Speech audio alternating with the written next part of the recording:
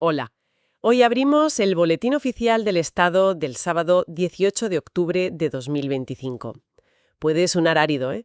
Pero en realidad es una ventana fascinante a las decisiones que nos afectan cada día. Totalmente. Desde cómo nos movemos por nuestras ciudades hasta cómo respondemos a una crisis agrícola o protegemos un castillo medieval. Así es. Vamos a explorar una selección de lo publicado ese día. Veremos cómo normativas que, a primera vista, parecen no tener conexión, Sí. una ley de transportes en Canarias, ayudas por la lengua azul en Extremadura, acuerdos sobre marinos o la protección de unos hornos centenarios, en realidad dibujan un mapa. Un mapa de prioridades, ¿no? Exacto. Un mapa de las prioridades y los retos actuales. Medio ambiente, economía, seguridad, cultura. Vamos, un poco de todo. Nuestra misión es precisamente esa, conectar los puntos y extraer las claves más interesantes de este BOE en particular. Empezamos esta exploración detallada. Cuando quieras. De acuerdo. La primera sección la hemos titulado Adaptación a nuevos retos. Nos vamos a enfocar en medio ambiente, crisis y seguridad. Vale.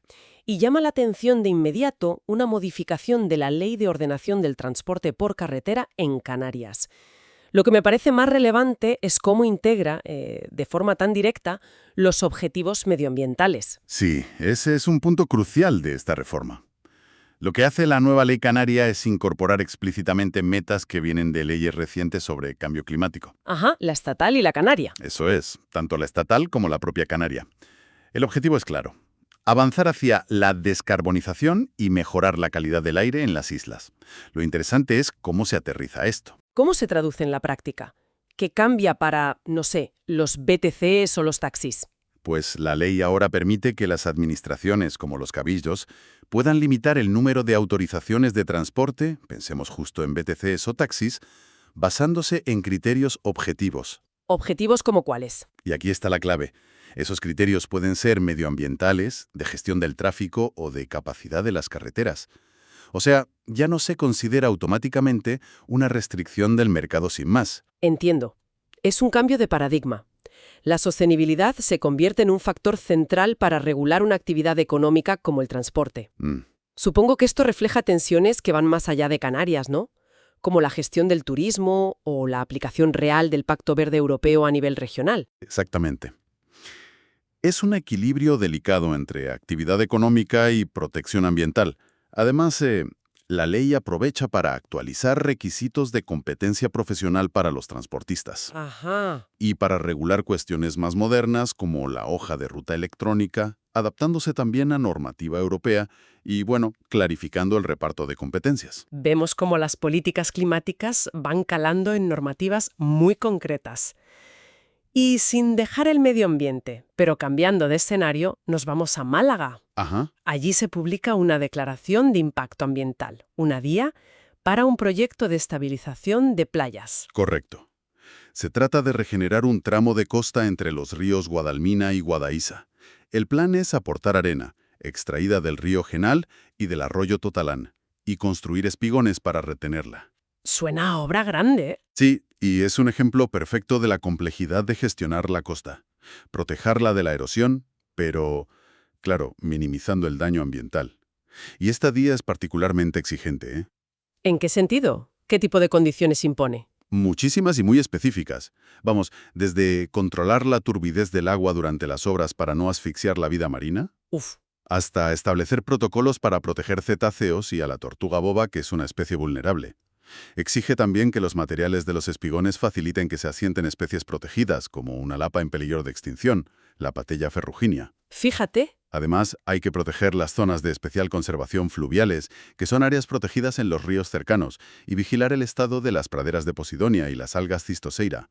Un montón de controles. Incluso he visto que se menciona el patrimonio cultural. Sí, eso es interesante. Exige controles arqueológicos subacuáticos, porque en la zona está el pecio del San Pedro de Alcántara, un navío hundido en el siglo XVIII. Anda. Es una muestra de cómo estos grandes proyectos hoy en día deben tener una visión integral, considerando el medio natural y también, pues, el patrimonio histórico. Mientras en la costa se gestionan estos impactos a más largo plazo, si miramos al interior, en Extremadura, encontramos respuestas a crisis más inmediatas y concretas. Ujú. El BOE publica unas ayudas excepcionales. Efectivamente, se trata de reconocer oficialmente como desastres naturales dos situaciones que golpearon fuerte en 2024. ¿Cuáles fueron? Pues mira, por un lado, la incidencia del virus de la lengua azul, esa enfermedad vírica que afecta a rumiantes, transmitida por mosquitos. Ah, sí, la que afectó a las ovejas. Eso es, que causó una mortalidad muy alta en ovejas de varias comarcas. Y por otro, las lluvias torrenciales entre abril y junio que destrozaron cosechas de cerezas en el norte de Cáceres. Vaya. Provocaron que la fruta se rajara justo cuando empezaba a madurar, lo que se conoce como envero. Vamos, un desastre para los agricultores. ¿Y cómo se organizan estas ayudas? ¿Son fáciles de pedir? Bueno, el decreto es muy preciso. Define quién puede pedirlas, titulares de explotaciones inscritas en el registro oficial, el REXA, y con superficies mínimas en el caso de las cerezas. Vale. ¿Cómo solicitarlas? Que es a través de una plataforma telemática llamada Arado. Los plazos. Tienen que estar resueltas antes de julio de 2025. Ajá. Y deja claro que no son compatibles con otras ayudas para lo mismo.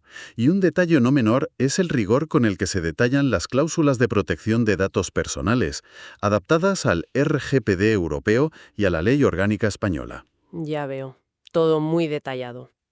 Y hablando de protección, pero en un ámbito social crucial, este BOE también refleja esfuerzos en la lucha contra la violencia de género.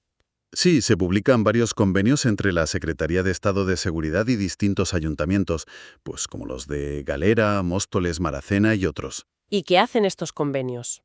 Lo que hacen estos acuerdos es formalizar la incorporación de las policías locales de esos municipios al sistema Biogen. Que es el sistema de seguimiento integral de los casos de violencia de género. Justo. Es una herramienta clave para coordinar la protección de las víctimas.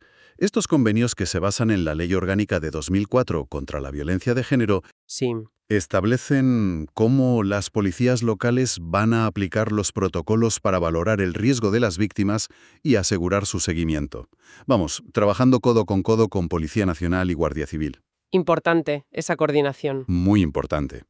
Y de nuevo se hace mucho hincapié en el cumplimiento estricto de la Ley de Protección de Datos, en este caso la que regula el tratamiento de datos con fines penales. Es un buen ejemplo de cómo la colaboración entre distintas administraciones es fundamental para abordar problemas sociales complejos. Sin duda. Cambiamos ahora de tercio. Pasamos a ver cómo el BOE impulsa competencias, conocimiento y actividad económica.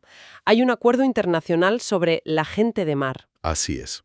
Se trata de un acuerdo administrativo para el reconocimiento mutuo de títulos y formación de marinos entre España y otro país. El BOE no especifica cuál, pero sigue un modelo estándar.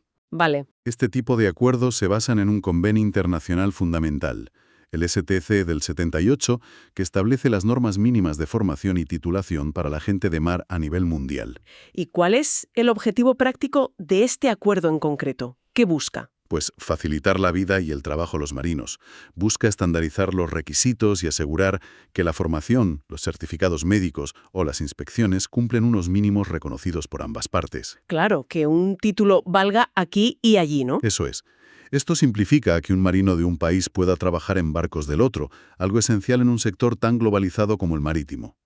Los países firmantes también se comprometen a informar de sus sistemas de titulación a la Organización Marítima Internacional. De la formación global, volvemos a una escala más local, pero también centrada en el conocimiento, las universidades canarias. En efecto, se publica una ley que modifica el funcionamiento de los consejos sociales de las universidades públicas de Canarias. Estos órganos son importantes, Actúan como puente entre la universidad y la sociedad que la rodea. ¿Y cómo se refuerza ese papel de conexión con esta nueva ley? Pues dándoles más competencias y autonomía. Por ejemplo, ahora tendrán que supervisar que los estudios ofrecidos por la universidad se ajusten a las necesidades reales del archipiélago. Eso parece lógico. Sí, y deberán emitir informes antes de crear o eliminar facultades. Tendrán poder para aprobar complementos salariales por méritos para el personal. Supervisarán las cuentas anuales, no solo de la universidad, sino también de sus fundaciones o empresas dependientes. Vale, un control más exhaustivo. Y algo importante, darán el visto bueno al nombramiento del gerente de la universidad e incluso podrán proponer su cese si hay motivos justificados. Se insiste mucho en su autonomía y en que tengan una composición equilibrada entre hombres y mujeres. Es un intento claro de asegurar que la universidad pública no sea una torre de marfil, ¿verdad?, sino que responda a las demandas de su entorno. Exacto. Ese vínculo con la sociedad también lo vemos en otras iniciativas de apoyo a emprendedores y formación continua que aparecen en este BOE. Sí, encontramos convenios para crear puntos de atención al emprendedor, los llamados PAI. Se publican dos, uno con el Colegio de Politólogos y Sociólogos de Madrid y otro con el Colegio de Graduados Sociales de Guipúzcoa. Los PAE, para ayudar a montar empresas, ¿no? Eso es. Estos colegios se integran así en la red CIRSE, que es la Red Nacional de Creación de Empresas. ¿Qué hacen exactamente estos PAE? ¿Cómo ayudan? Pues su misión es simplificar al máximo la creación de una empresa y hacerlo gratis. Ofrecen información y asesoramiento, pero sobre todo se encargan de toda la tramitación telemática para constituir la empresa. Ah, eso es útil. Utilizan una herramienta llamada Documento Único Electrónico, el DUE. Esto ahorra muchos paseos y papeleo al emprendedor. Los convenios especifican qué servicios son obligatorios, como esta tramitación, y cuáles opcionales. Pues informar sobre ayudas, internacionalización, Ya. y también qué perfil debe tener el personal que atiende. Es una forma de intentar reducir las barreras burocráticas a la hora de montar un negocio. Y además de los PAE, hay más convenios de formación. Cierto. Por ejemplo, está el convenio Aula Mentor con el Ayuntamiento de Bergondo, en A Coruña. Aula Mentor es un programa estatal de formación online para adultos. Sí, lo conozco. Pues este convenio permite gestionarlo a nivel local, acercando esa oferta formativa a los vecinos. Y otro acuerdo interesante es el de la Intervención General de la Seguridad Social con la Universidad de Valencia, ¿Para qué? para que estudiantes hagan prácticas curriculares las que forman parte de sus estudios en la propia intervención. Y ojo, tutorizados por funcionarios de alto nivel, los interventores y auditores de la Seguridad Social. Una buena oportunidad para los estudiantes, imagino. Sí, es una vía de aprendizaje práctico y, bueno, de posible captación de talento para la administración. Pasemos a la tercera y última sección. Patrimonio, proyección exterior y la pura actividad administrativa del día a día. Vale. Y empezamos fuerte en patrimonio. 2 declaraciones de bien de interés cultural, BIC, el mismo día. No está nada mal, la verdad. En Cataluña se declaran BIC con la categoría de Zona de Interés Etnológico 10 antiguos hornos. ¿Hornos de qué? Se usaban para destilar aceite de enebro en Riba-roja d'Ebre, Tarragona. Lo interesante aquí es que se protege no solo la construcción física, sino el testimonio de una actividad tradicional, casi protoindustrial, que era característica de esa zona. La resolución detalla el estado de cada horno, ¿eh? ¡Qué curioso! ¿Y la segunda declaración BIC? Esa nos lleva a Extremadura. Se declara BIC el Castillo de los Herrera en Arroyo de la Luz, Cáceres. Pero en este caso la categoría es Zona Arqueológica. Ajá. La resolución repasa su historia ligada a nobles del siglo XV y es muy específica sobre qué se puede y no se puede hacer en el castillo y su entorno para protegerlo. Y un detalle. Aclara que aunque se pensó que podía tener origen islámico, la documentación y los restos apuntan a una construcción ya del siglo XV. Vemos cómo se protege tanto el patrimonio industrial modesto como una fortaleza señorial. Y relacionado con el patrimonio, pero de otro tipo, el Estado también interviene en el mercado del arte. Así es. El Ministerio de Cultura utiliza el derecho de tanteo. Que es como un derecho de compra preferente, ¿no? Exacto. Cuando una obra relevante sale a subasta, el Estado tiene preferencia para comprarla por el mismo precio que alcance en la puja. En este caso se ejerce sobre un cuadro de José Gutiérrez Solana, Carnaval en las ventas, de 1921. ¿Y se sabe por cuánto? Sí, se adquiere por 130.000 euros para el Museo de Bellas Artes de Valencia. Una forma directa de enriquecer las colecciones públicas con obras significativas. Sin duda, obras que de otro modo podrían acabar en manos privadas o incluso salir del país. Y del patrimonio nacional saltamos a la imagen de España en el exterior. Hay una avalancha de convenios de patrocinio de embajadas. Sí, es llamativo ver tantos publicados juntos, la verdad. Son acuerdos firmados por diversas embajadas españolas, París, Roma, Dar es Salaam, Lima, Washington, entre otras, con grandes empresas españolas. Empresas como... Pues Indra, CaixaBank, Abertis, Tipsa, empresas con presencia internacional. ¿Y para qué son estos acuerdos? ¿Qué patrocinan? Para patrocinar las recepciones y actos que organizan las embajadas con motivo de la Fiesta Nacional de España. Las empresas aportan una cantidad económica y a cambio, pues, obtienen visibilidad en los eventos. Claro, sus logos en las invitaciones, agradecimientos. Eso es. Es un modelo claro de colaboración público-privada para financiar la promoción exterior y los actos de representación del Estado fuera. Y para cerrar nuestro recorrido por este BOE, no podemos olvidar lo que podríamos llamar el motor diario de la administración. Nombramientos, oposiciones, correcciones de errores, el papeleo esencial. Aunque pueda parecer menos llamativo, esta es la fontanería que hace que todo funcione, ¿eh? Y este BOE está lleno de ello. Si agrupamos, vemos nombramientos de personal en ministerios como Justicia o Cultura y en universidades. Mucho movimiento de personal. Sí. Y luego una cantidad enorme de convocatorias de empleo público en ayuntamientos de toda España, para puestos de lo más variado, desde auxiliares de enfermería o administrativos hasta sargentos de bomberos o inspectores de policía local. También listas de admitidos, cambios en tribunales de oposición. He visto algo de eso. Exacto. Se publican, por ejemplo, las listas definitivas de admitidos para plazas científicas en el CERSEIC, o se modifica la composición de tribunales para oposiciones importantes como las de letrados de la Administración de Justicia. Y, por supuesto, las inevitables correcciones de errores de publicaciones anteriores. Siempre hay alguna. Y luego hay acuerdos que, aunque técnicos, tienen su importancia práctica, ¿verdad? Desde luego. Por ejemplo, se formaliza el depósito de material genético de la cabra de raza palmera en el Banco Nacional de Germoplasma Animal. Esto es clave para conservar la biodiversidad ganadera. Sí. Se prorroga el convenio entre el Instituto Nacional de Estadística, el INE, y AENA para compartir datos y mejorar las estadísticas de turismo, o una encomienda de gestión. ¿Qué es eso? Es cuando un organismo público encarga a otro realizar una tarea específica, en este caso, del Consejo de Seguridad Nuclear al Instituto Nacional de Gestión Sanitaria, INGESA, para que controle la dosis de radiación del personal en caso de emergencia nuclear.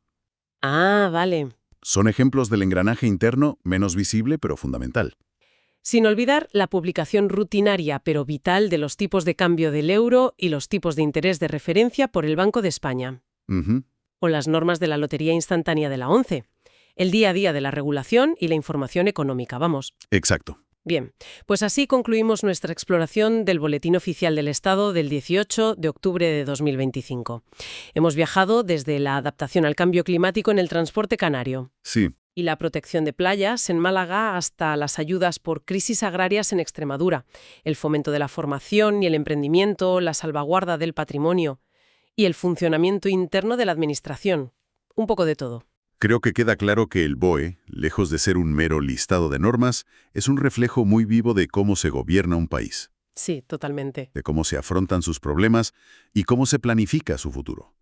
Las decisiones publicadas en un solo día, como hemos visto, tienen efectos reales y a menudo interconectados en muchísimos aspectos de nuestra vida. Y como reflexión final para quien nos escucha, ¿somos realmente conscientes de cómo estas disposiciones diarias, publicadas en documentos oficiales, van configurando silenciosamente la realidad que habitamos? Buena pregunta. ¿Qué podríamos descubrir si tiráramos de los hilos de estas noticias aparentemente inconexas? Ahí lo dejamos. Hasta la próxima. Hasta la próxima.